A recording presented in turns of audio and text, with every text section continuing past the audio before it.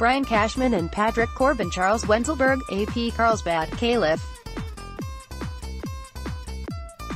On Monday, while addressing the media here at the general managers' meetings, Brian Cashman said of 2018 rental J.A.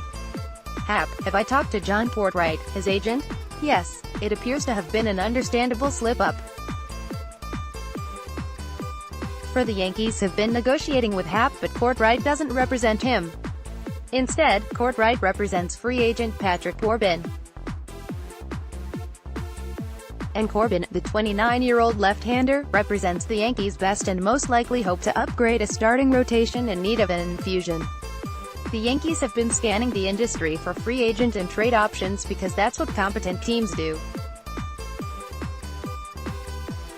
Cashman chatted openly with his Indians counterpart Chris Antonetti this week, and Antonetti's Indians dominate the American League Central to such an extent that they can contemplate trading one of their pricey starting pitchers, Trevor Bauer, Carlos Carrasco or Corey Kluber, and still feel confident about winning their division in 2019. Yet a simple look at the Yankees' circumstances indicate that a free agent signing or two makes more sense than trades at this juncture in their cycle.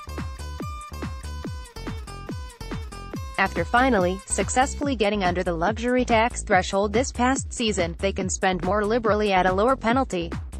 And while the Yankees feel their farm system remains strong, much of that strength resides at the lower levels following a wave of graduations and trades. Deals for entities like one of the Indians' arms or the Giants' Madison Bumgarner most likely would require some help closer to the big leagues. And that brings us to Corbin, by nearly all accounts the top free agent arm. As good fortune would have it for the Yankees, Corbin hails from the Syracuse area and has spoken openly about joining his childhood favorite club. Due diligence already has been conducted on Corbin, as it has on all of the major free agents, and the Yankees have not been deterred by what they have witnessed or by what they've heard.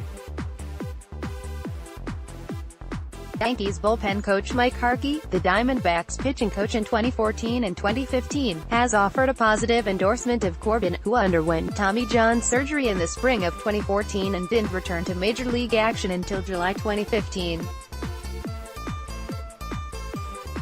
There has to be concern about a pitcher who already has been through TJ and who still relies so heavily on his slider, which he threw 41.3% of the time last season.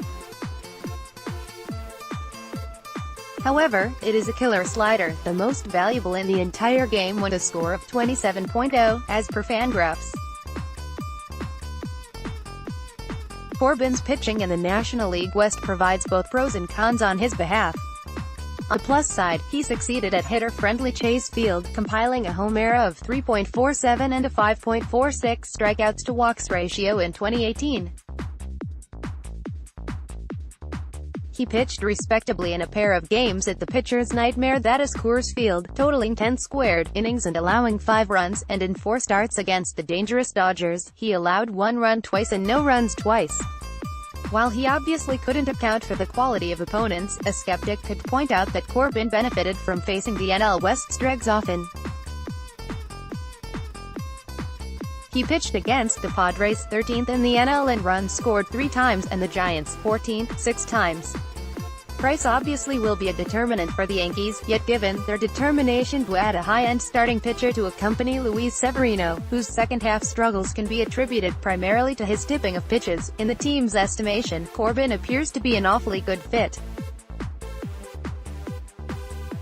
So much so that his agent's name was at the tip of Cashman's tongue.